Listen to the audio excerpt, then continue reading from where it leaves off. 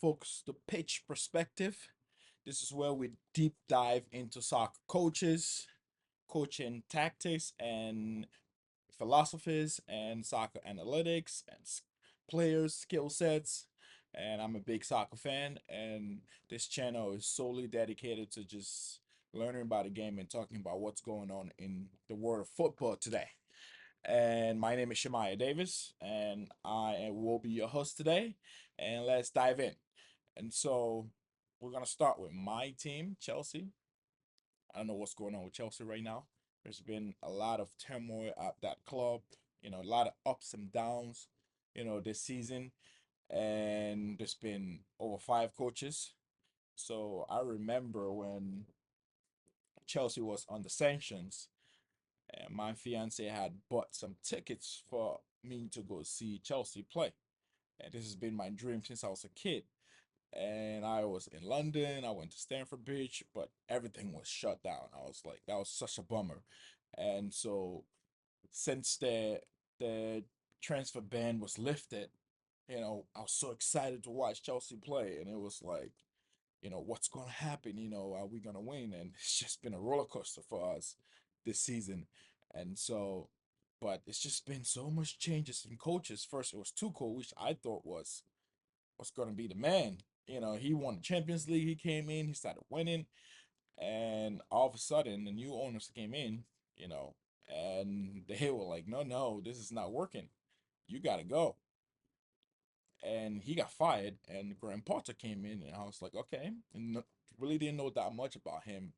And then waited for the first game, saw his, he was at Brighton, but really didn't watch that much of Brighton during that season. So when he came to Chelsea is when I really got to, because I watched every single game, and Chelsea was bad, and I don't know if it was the players or the coach, but it was not working out. And then they brought in Frank Lampard at the end of the season, which I thought, this is the second stint. I really thought he really did a good job the first time around when Chelsea was under ban. They couldn't sign any new players. And all of a sudden, there comes a club legend, He's for me, he's a legend. And he became the coach. And he did a pretty good job with, bringing in all the young kids from the academy, Tommy Abraham and Mason Mount, Reece James, and who else did he bring up? Bro, a lot of the good ones up. And so, but they couldn't buy any top players at the time. And so all of a sudden we finished fourth in the league. I was like, okay, Frank is not doing so bad. And then he got fired in the middle of the next season. And then, they brought in and that's when Tuchel came in first. But then his second stint, after Porter, I thought he was going to do a good job, and it was the worst, 3 or 4 months for Chelsea fans. And then, I mean, obviously Frank was not going to stay, and so they brought in Pochettino and Maurizio, and I was like, okay, he's a Tottenham manager. I saw him a lot of Tottenham. Harry Kane and Dele Alli, man. Dele Alli used to kill Chelsea. For some reason, I felt like Dele Alli had Chelsea number. Anytime Tottenham played Chelsea, Dele Alli always scored on us.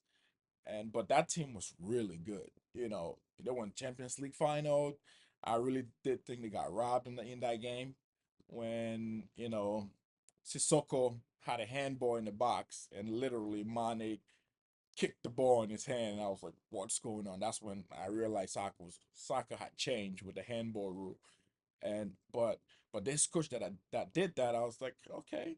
And he had Harry Kane, young Harry Kane, scoring a lot of goals. So I thought he would be good at Chelsea. And when he first came, it looked good in preseason, and I was excited. And then the season came around, and it was not adding up. So I started asking the question: what is going on at Chelsea? Is it the players or is it a coach? That's the first thing, because sometimes, because you keep changing coaches and the results not changing, then something wrong. It might not be the coaches. And so the injury record at Chelsea, like what's going on with the Chelsea medical team? Like I don't get that part. How can these players be injured? Reece James played, one game and sits out 4 months, and then plays one game and sits out another 3 months. Like, and it's just everybody at the club. There's 14 players this season that were injured. So I was like, what? Somebody need to check the medical team or something like that. Something is not right. Something needs to get, is it at one point during the season I read that it was Pochettino's and practice tactics and all the running and so these players couldn't keep up with it. But in my head, I'm like, what's going? I mean, if you're getting paid that much money, you're playing at that high level, you should be your body should be able to go through whatever running regimen the coaches had. They have the best medical teams tending to these players. So I just didn't buy that. But it might be the case. Might be new players nowadays. The running game is not really good for them. But then at the end of the season, they look electric. And I was like, okay, I can get used to this. And they started to connect passes, started to score. And one thing under Pochettino that I really like is with Chelsea prior, especially under Tuchel, Chelsea was not really scoring a lot of goals. It was more at the end of Tuchel's reign at Chelsea. It was more defensive. You know, they were more defending. They used to win games, but it was like 1-0, 2-0. It's not a lot of goals, and that continued on with when Potter came in, and then on the Lampard. So there was a stretch that Chelsea was not really scoring a lot of goals. Even the team that won the Champions League, I mean, they didn't really score a lot of goals. It was defensively, Chelsea was really good, you know, and so, but when Poch came in the second half of the season, Chelsea just looked like every game I knew Chelsea was going to score. The question is, what were they going to not get scored on the defensive part? But every game this season is like I knew Chelsea was going to score a goal or two.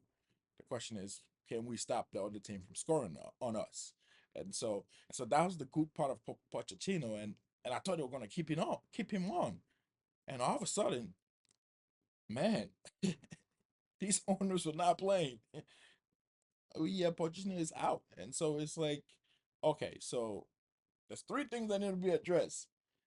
They keep changing the coaches, which the other two I understand. Tuchel, I didn't get that part, but Potter and Frank, yeah, it was not working out. Pot came in and did really good. I mean, struggled the first half of the season, but then ended on a high note. But then they fired him, right? So the question is, what are these owners looking for in a coach? No, and also these players need to take responsibilities. Also, they have a lot of young talent and really good. I really love Jackson, but it's like, hey man, why are all these players getting injured? What's going on at Chelsea? I mean, they're getting paid a lot of money. They got the best medical doctors. They got eating best nutrition. They're taking care of these players. And why do they keep getting injured? What's wrong with the medical staff? It's just those questions that you know as this team progresses to next season and these owners are hiring a new coach and if they invested what $4 billion, that's a lot of money to get it wrong. You don't play around with $4 billion. And so I'm just hoping that Chelsea gets better and this new coach, Maresca, really don't know that much about him, but you know, my job is to just go and do some research and see what is his ideology, coaching ideology. Like, what do he, what type of formations, what is he looking at? Yes, people say he's worked on the Pep, but not everybody that works on the Pep. That means you're good. Yes, he won at Leicester, which is a harder division to play in as players, in the championship because it's not like the Premier League where, these are all-star players and the game is played a certain way. These guys don't care. It's fast paced, it's in your face, it's kicking. And so, yeah, but Leicester also had a team that came from the Premier League that was suited to win the championship. So you got to take that into consideration also. But so I really don't know what he's gonna do. Apparently, he's worked with some of these players like Raheem Sterling and Cole Palmer at City and the new center back that this was. I mean, according to rumors, I don't know how true it is. if they've already bought him, that is coming to Chelsea from Fulham.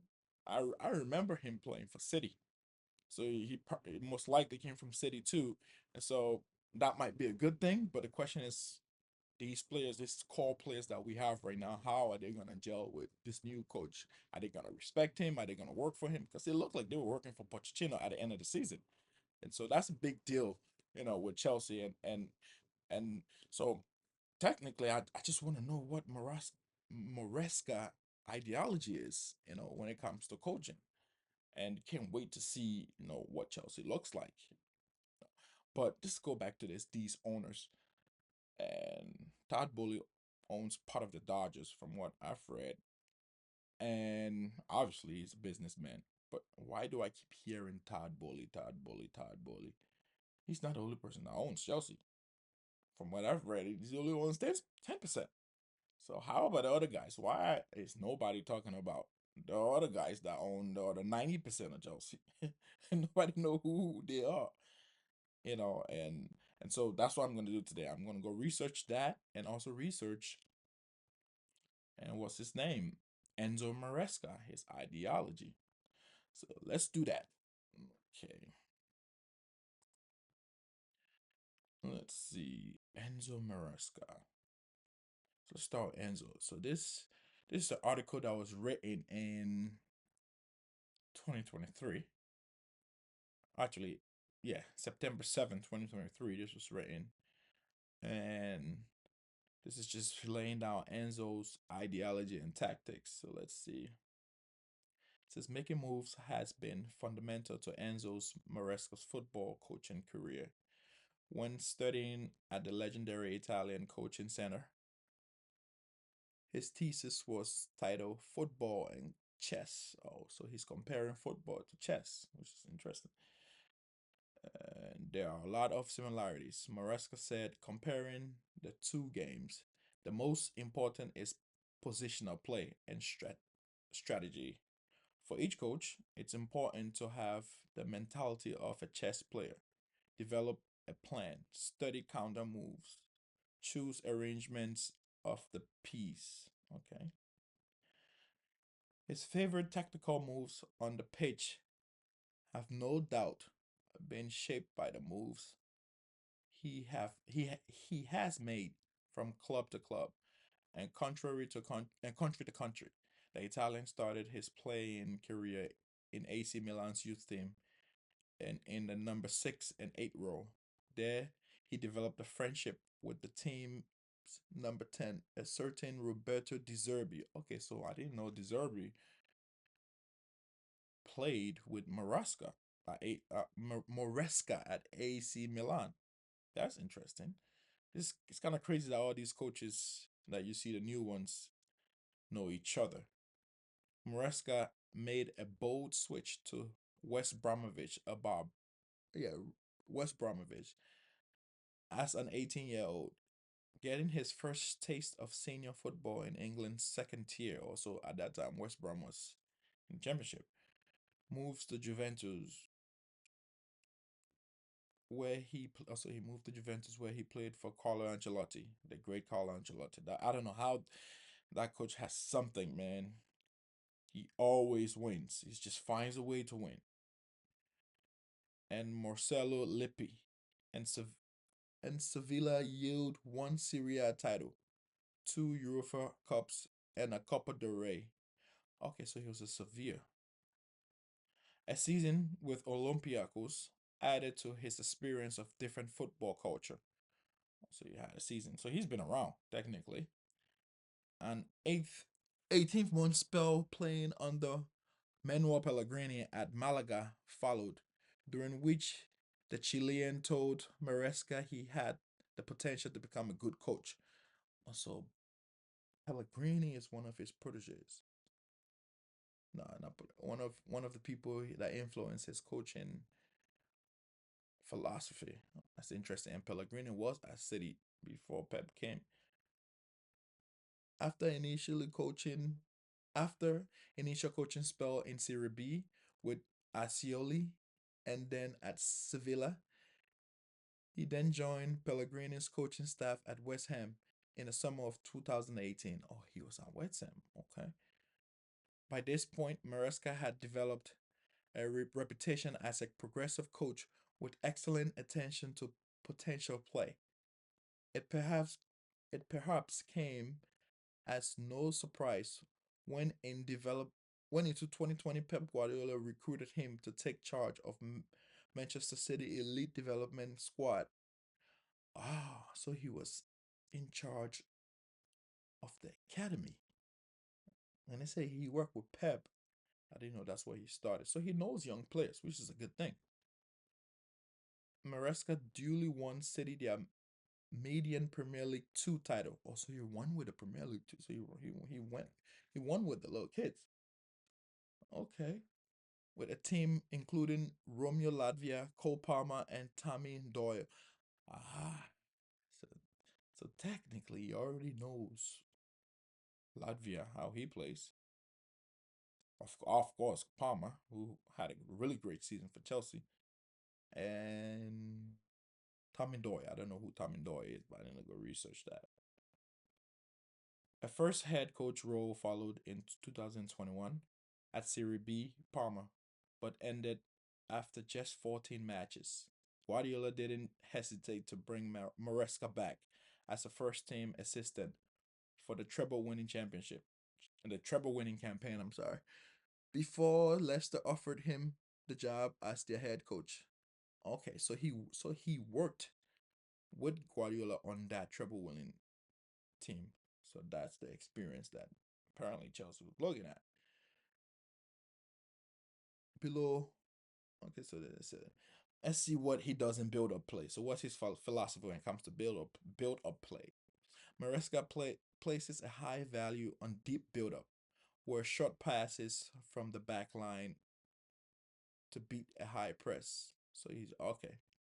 So this is Maresca places a high value on deep build up with short passes from the back line to beat a light press. So technically, so I see a lot of coaches doing it. And they'll draw the team to stop passing from the back. And so the other team, I mean, most teams will try to press them. So they draw them in and then short passes. And then by the time you see somebody is running on to go. But that's dangerous because if you lose the ball in your final third, that's easy for them. Now you're just giving up a goal. So that's and I we saw that a lot with Pochettino, with Chelsea. Though sometimes I'm like, what are you guys doing? Just kick the ball. We don't need to be passing out of the back at this time in the game. So the same philosophy. So similar to Pep, you keep the ball, you draw the opposition in, and then it makes it easier to open spaces on the you know in the back of them. So okay, it says the goalkeeper plays a big role in the strategy, often joining back, often joining the back line. This helps create an overload when needed. Usually, if an opponent applies a player-oriented press, Maresca has often opted for a back four in a 4-2-3-1 or 4-3-3 formation. The goalkeeper joining the play allows the Italian to push off his fullbacks inside. So he inverts his fullback too. So just like Pep, I see a lot of. But Pochettino did that with Cucurella this season. Okay, and keep four in the back. In his 4-3-3 shape at Leicester, an inverted fullback helps form a double pivot above, positioning to receive from the defender. The goalkeeper, the goalkeeper's involvement, and the inverted fullback ploys familiar with his Manchester City EDS side, so the developmental sides. Okay. So it's the same strategy that Pep uses. So he's been using it at City. So which might be good for Chelsea.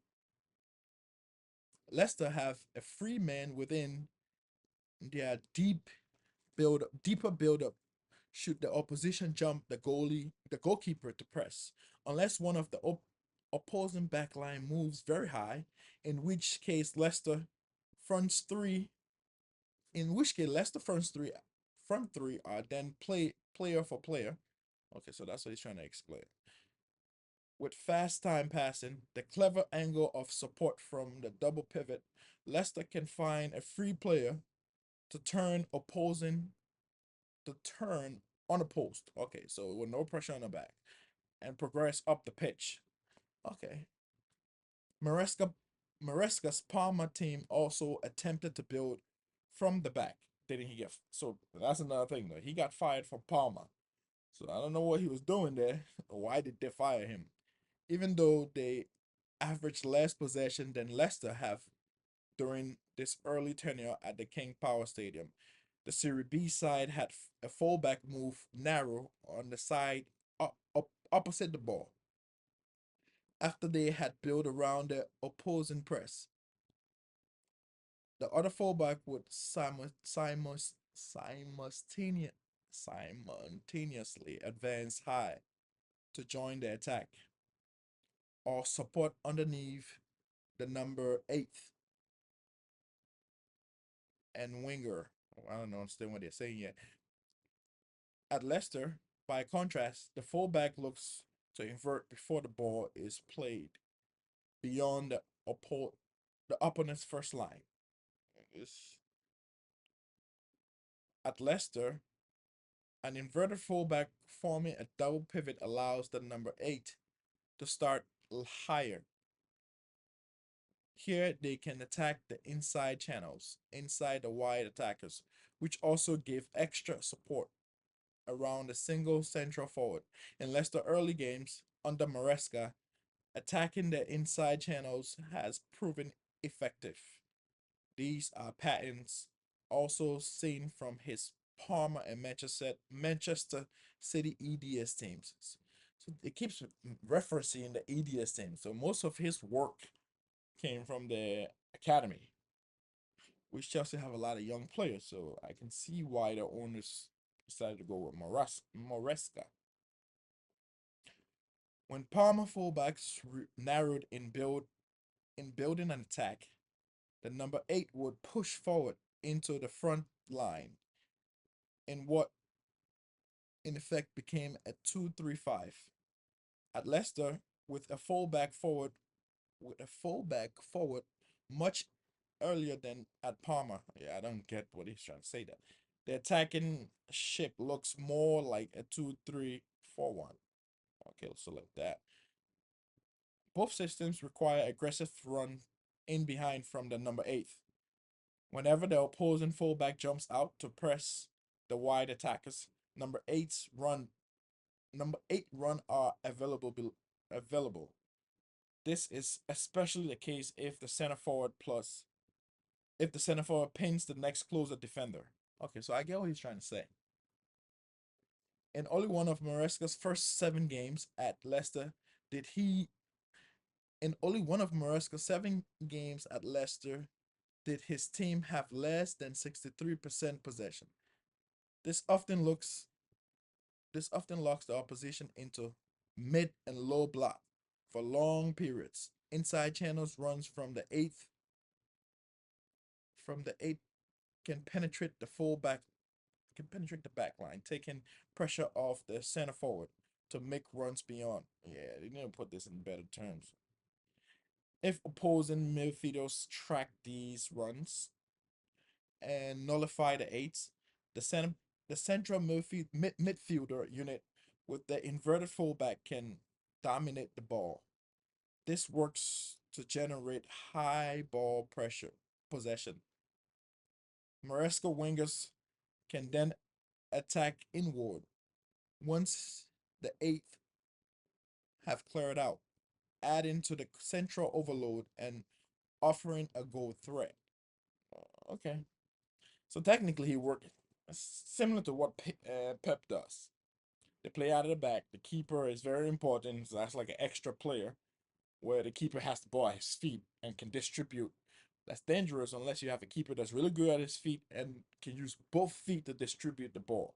So it's interesting to see. I've seen Petrovic, play for Chelsea this season, and sometimes, it's questionable. He's questionable with his feet.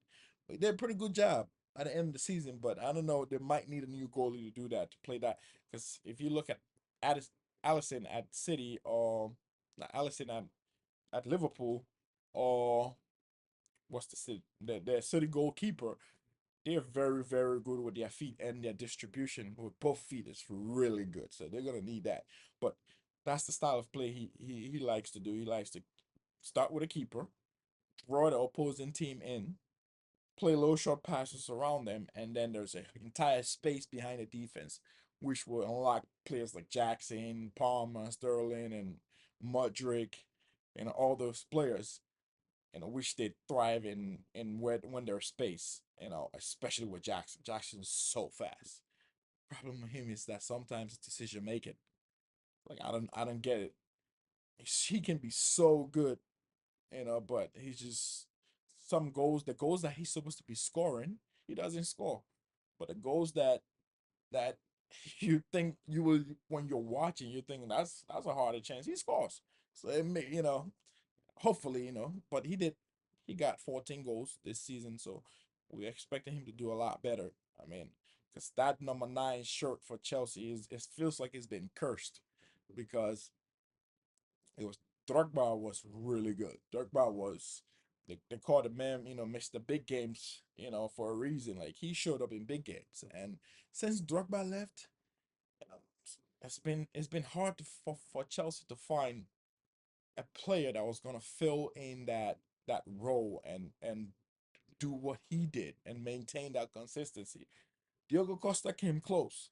When he came in, he was good, but then Conte came in. I don't know what happened there. He screwed that entire thing up, that bus up, and then they sold Diogo Costa. And since then, there's not been a number 9 at Chelsea that has, you know, been consistent. And everybody else that came through was a flop for me.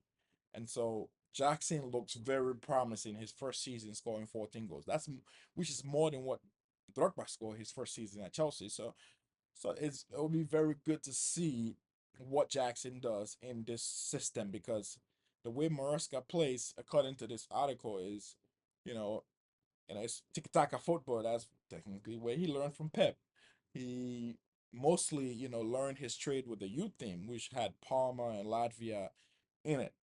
And it's from his tactics is have a quick keeper that's good with their feet, draw the opposing teams in, play low short passes, and then go in, behind them and just let those players that I mentioned, Modric, Sterling, Jackson, Palmer, you know, you know, make Madueke, make them, just freedom to go at players, and I think that's when they're at their best, you know.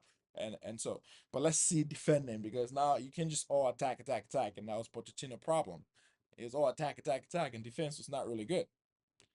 His defensive record of Chelsea, they were leaking goals like it was running out of style, you know. And so it's just one of those things that Chelsea have to be good going forward and good defending also. I think if you can blend that together, oh man, the sky's the limit for Chelsea because all these players are young. But let's just go back to talking about Chelsea's backline. All right, the defending. I don't know, man. I don't trust Body Shield. I don't trust Disasi. They make too many. Body Shield had a little redemption at the end of the season where he was solid for like 3 games in a row.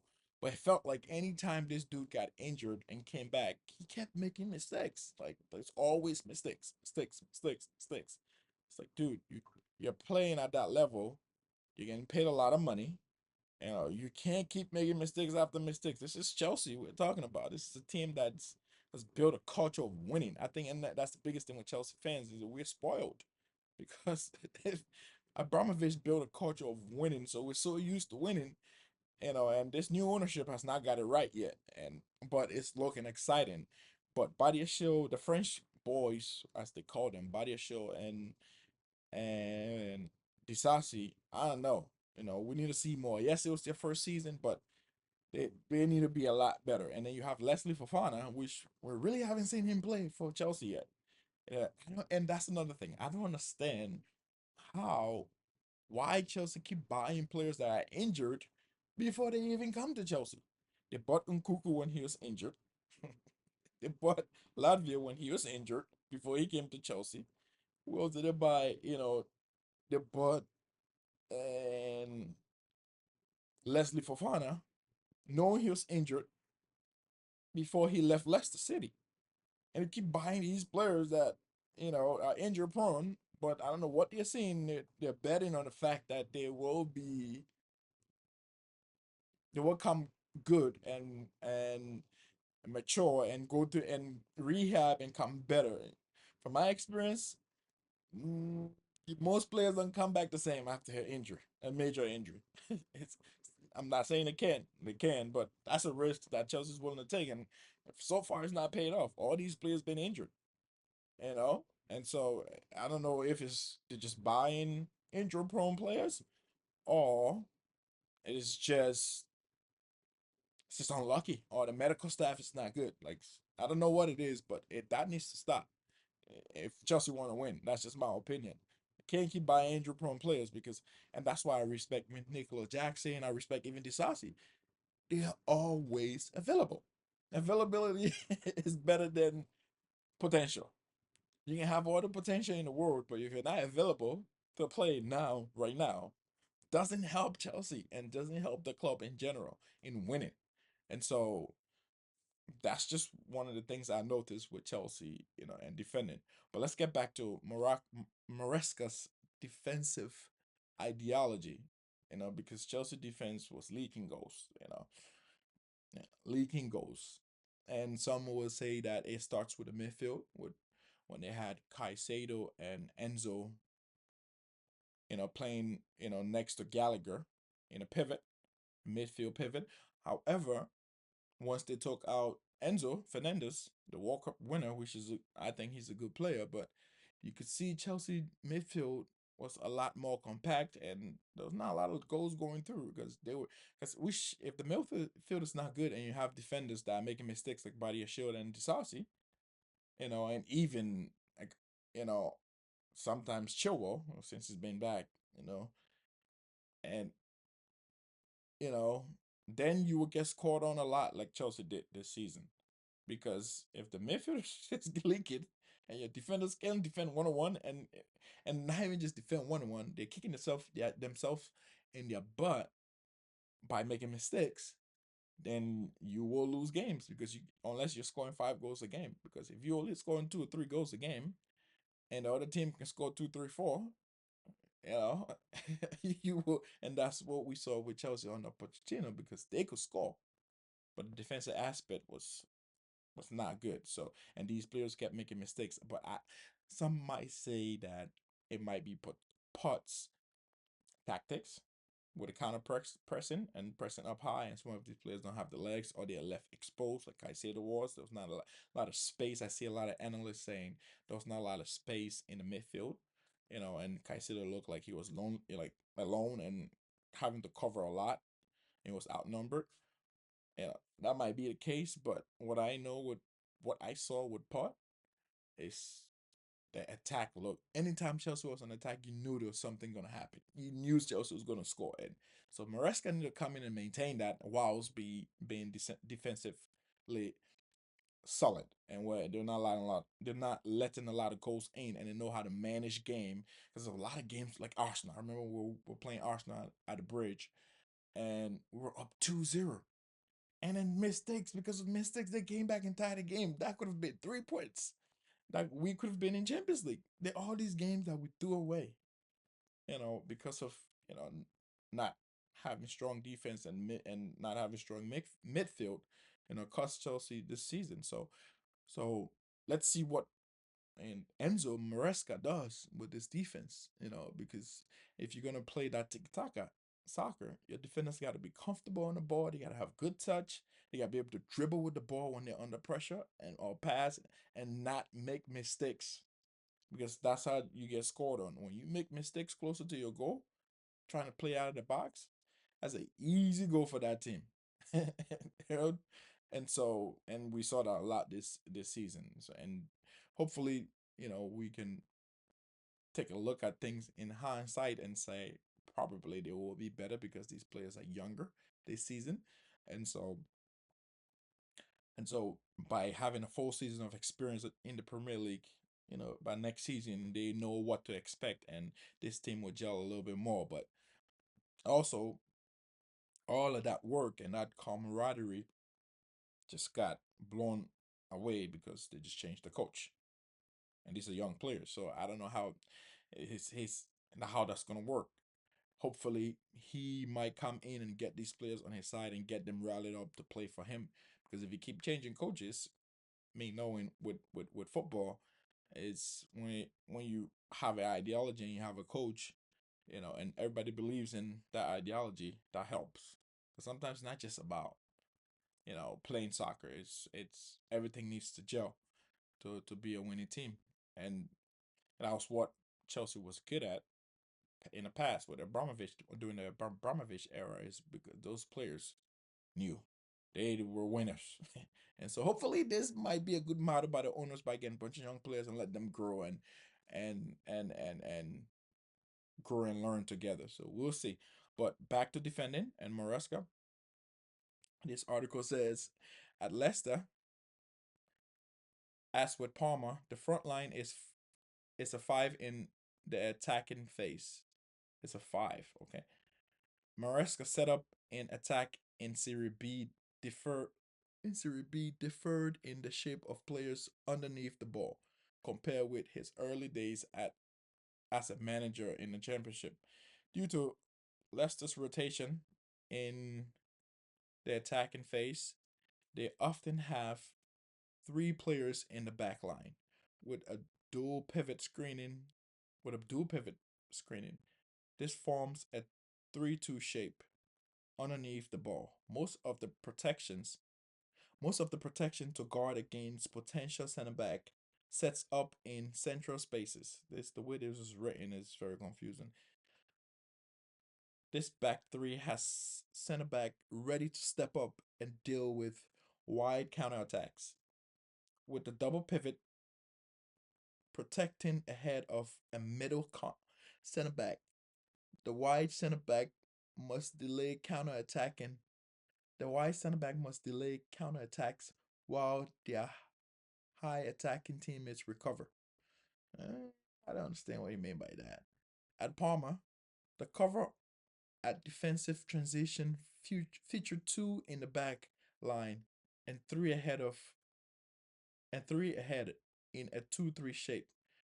The second line was usually made up of both fullbacks. Oh, okay. And a single pivot from the 4-3-3. Maresca Palma team therefore had more instant aggressive pressing and dueling underneath the ball, compared with Leicester's double pivot. The extra player closer to the ball reduced the need for back pressing, especially from the eights. Okay, so I get what he's trying to say now.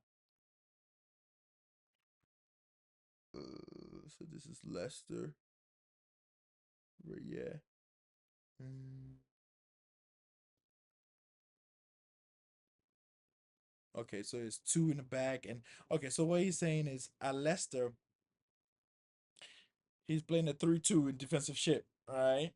Where there's the two center backs back there, and then the winger, the two fullbacks on each side, and the single pivot defensive midfielder. Those are the one pressuring the ball, all right? Whereas at Parma, it was flipped around. It was 3-2. Okay. That's interesting. I really want to see how that's going to work at Chelsea. So lock. Okay, so Maresca wants his side to press and quickly regain the ball with the aim of dominating possession and limiting opposition attacks. Leicester have typically converted into 4-4-2 to press, as his Manchester City SEDS teams did. This requires one of the eights to jump forward alongside a central striker as the latter attempts to force the ball one way. They should they lock the ball on one side, the jumping number 8 is ready to press any attempt to switch back across. The opposite winger also narrows, allowing the two central midfielders to move over, with the closest winger pushing high to press. The opposite fullback should also support, with Leicester locking the ball on one side in an attempt to regain possession. When high pressing isn't an option, Leicester have dropped into a block that maintains a 4-4-2 shape. One of the number eights remains in the first line, with the two other central midfielders staggered slightly below. One drops back to cover the space between the line, supporting a central defender. Their gap in midfield is then filled by the high number 8 back pressing or a winger moving inside, leaving a wide area free. If the opposition switches play from one touchline to the other, Leicester slides across with the same defensive movement in midfield happening on the far side. Oh, okay. So I get what he's trying to say. Technically, is what City does. All right. Because apparently Pep has this rule of, when you lose the ball, the first 6 seconds is crucial.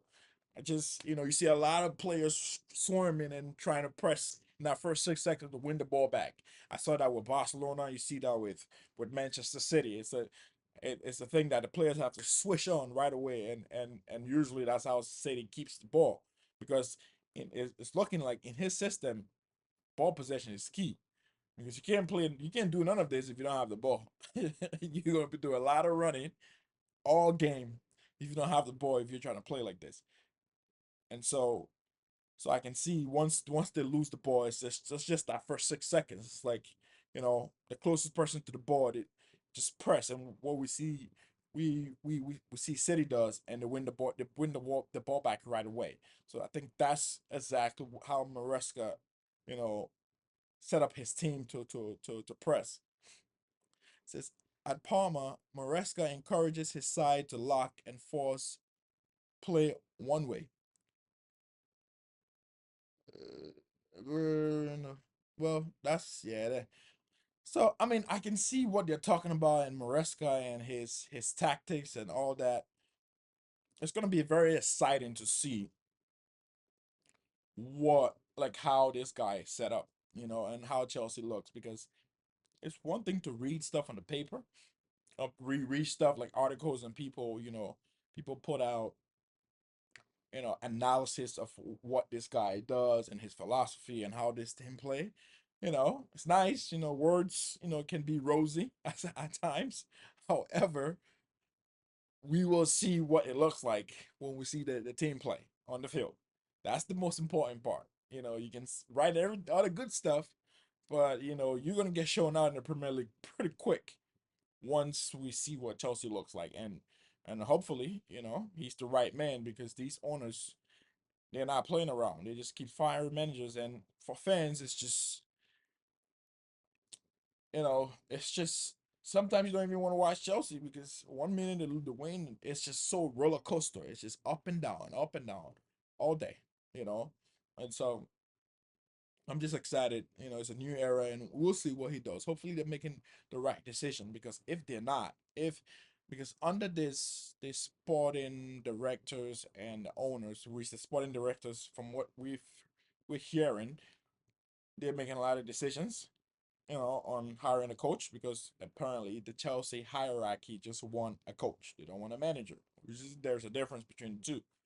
And so if they just want a coach, and the coach is just there to, you know, make sure these players buy into his ideology, and the sporting directors are gonna pick the players that they think fits, that what the owners and the owners is trying to achieve with Chelsea and the type of football they're trying to build, and the project they're trying to build at Chelsea, then you can't keep blaming the manager.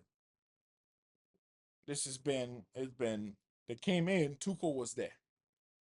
I don't know why they fired Tuchel. We hear all these different stories of why. I still don't understand why would you fire a manager that just won you the Champions League, and you just bought a new club, like, and you fired everybody else.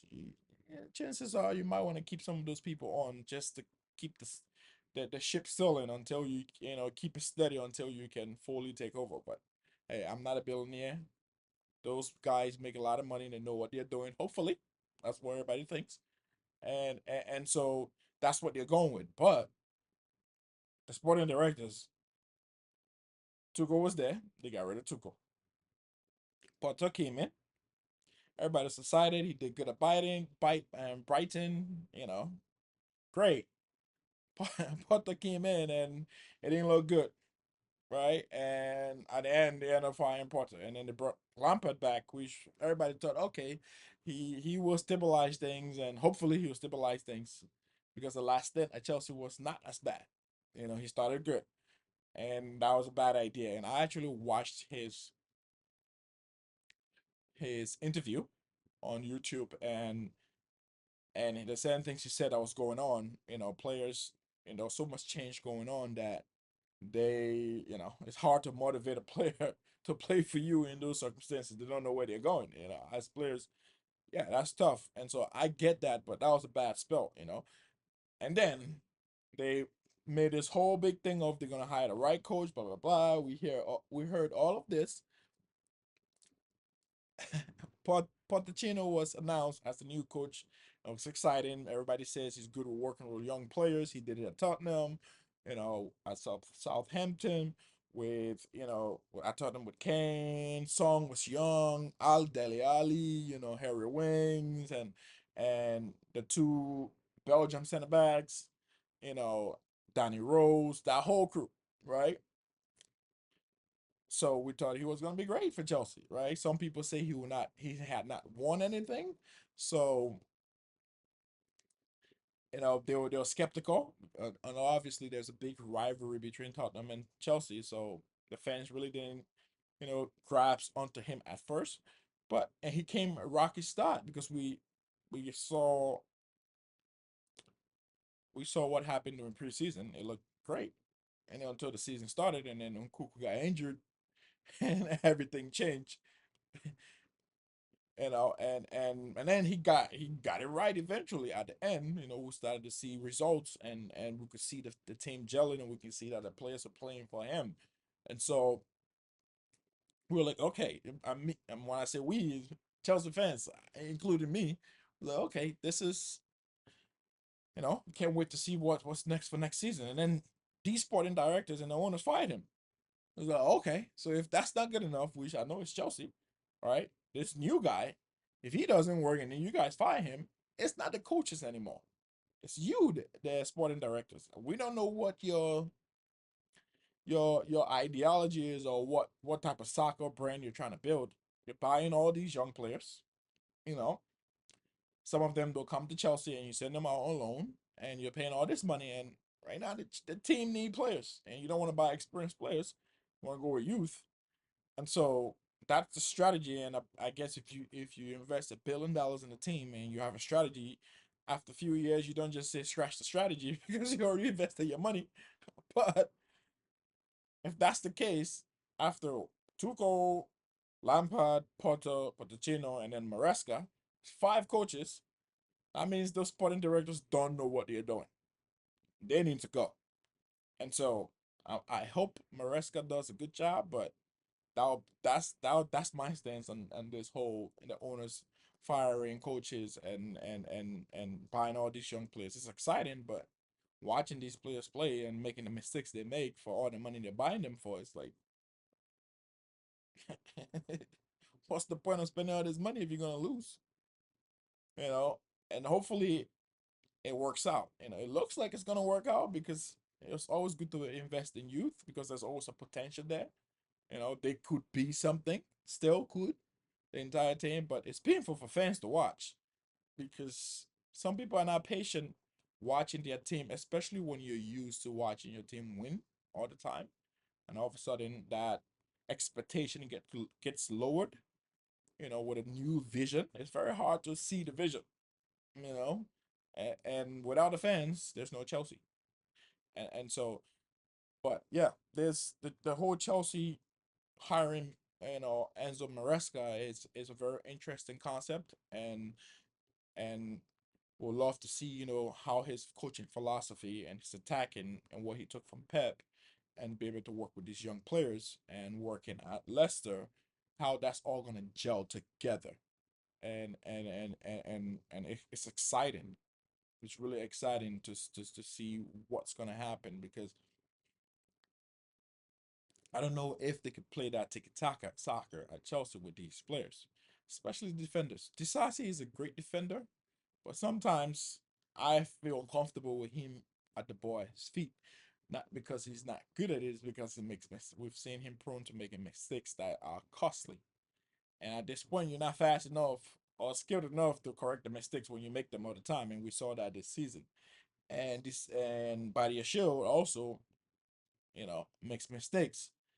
Thiago Silva is gone. He was the one solid guy that was there that had experience that was always calm. And so, hopefully they can buy some new hopefully they can buy some new players that will help these guys and supplement, the lack of quality. I really haven't seen that much of this new guy from City. The one that was at City and went to Fulham and now has a free transfer to Chelsea. And Tolson, I believe his name is Tolson. I saw him play with City under Guardiola. I think it was a cup game. He came in, and I tall, very tall and lanky. The name sounds Nigerian. I might be wrong, but hopefully he can help. That's another thing, height. But then again, Body Show is tall and decides he's tall, but it was still getting scored on set pieces, and so hopefully that helps. And the goalie situation needs to be sorted out.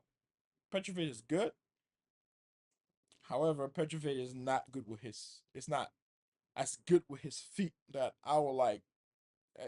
From what I see as Pep Ball, you know, I don't think Petrovic is as good with his feet. If he's gonna be the starting goalie, he needs to be a lot better and needs to be making better decisions. And so that's one area. And just the elephant in the room, a striker. I really do think that Nico is gonna come good eventually. However, I think having a second striker for Nico would relieve some of the pressure off of him, which would make him perform at a lot higher level than he currently is. Because that's another thing, you can be good, but playing at Chelsea and playing a big club, that pressure.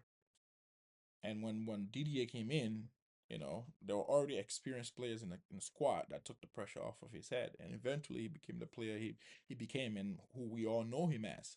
And so I think that they need another striker that can score at least 20, 30 goals or even 20, 25 goals to blend with Nicholas Jackson. If Cole Palmer is going to be giving you 20 goals a season, hey, that's pretty good.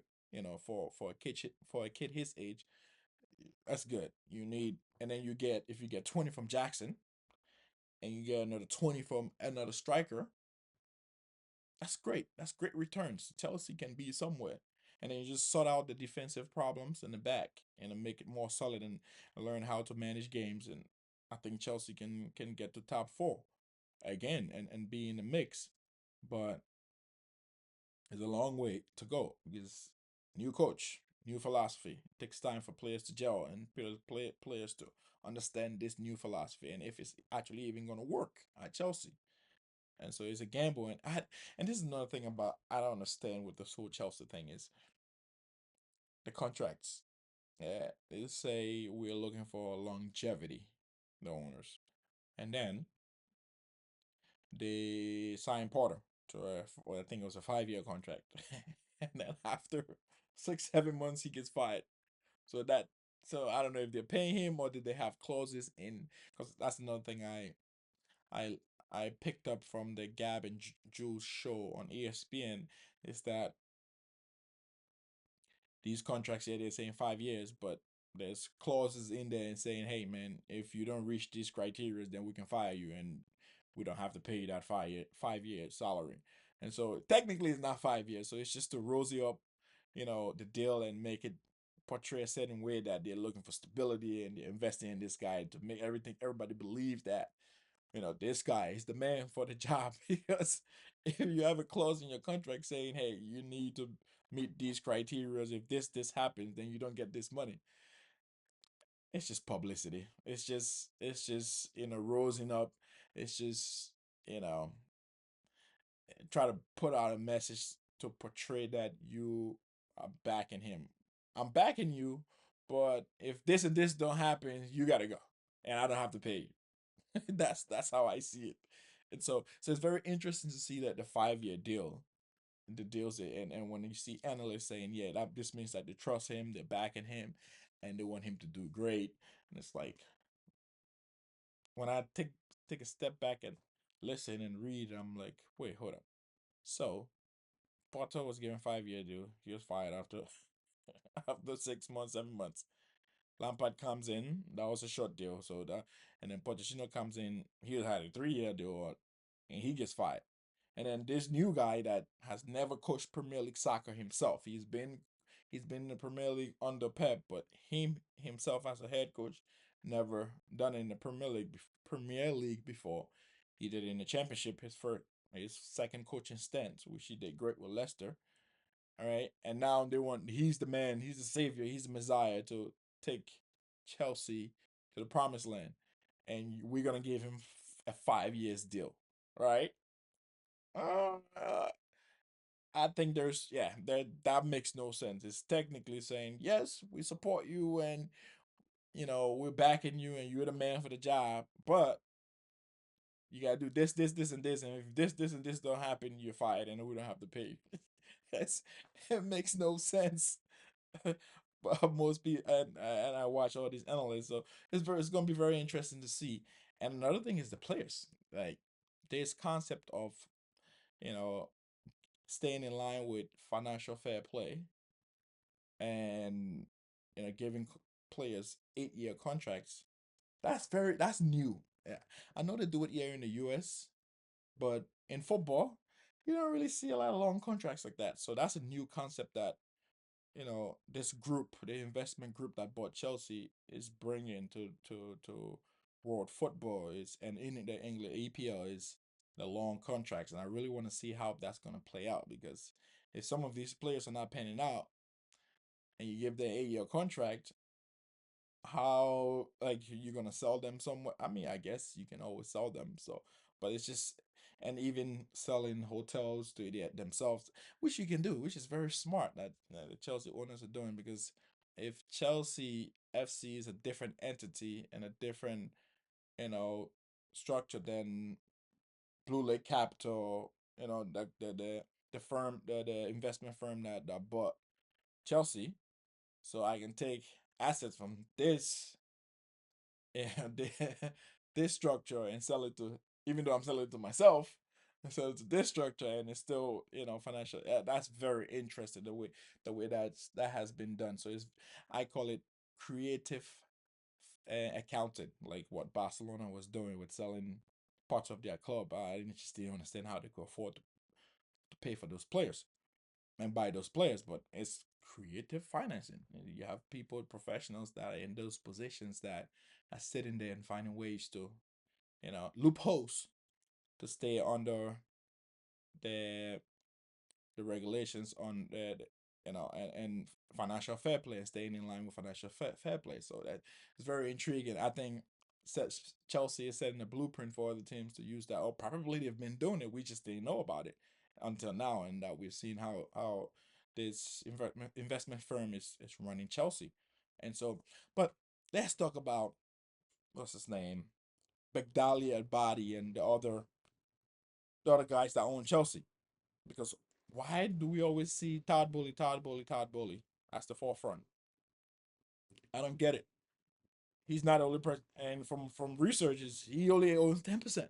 So why don't people talk about the other guys that own Chelsea? Those, if from my understanding is, if there's 100% of something, and one person owns 10%, and another person owns 90%, and when it comes to voting and making decisions on how that entity will move forward, I would like to think the 90% person has more say. will always win that vote because they own 90%. You only own 10%. But the guy that owns 10%, he's the one that's the face, and people keep, referencing to, and sometimes now it's not fair to Todd. I don't know if that's how it's designed or if that's what he wants, but yeah, when the heat is up, we need to talk to the other guys. The 90%, the Ekbali and the whoever. I need to research who all owns, that 90%, because those are the people that need to be answering the questions, because it seems like those are the people that are making the decisions, and most people don't talk about it.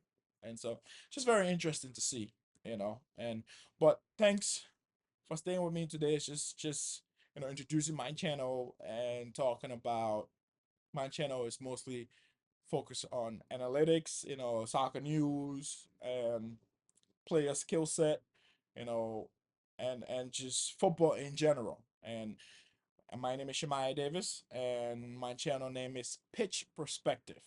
Thank you again.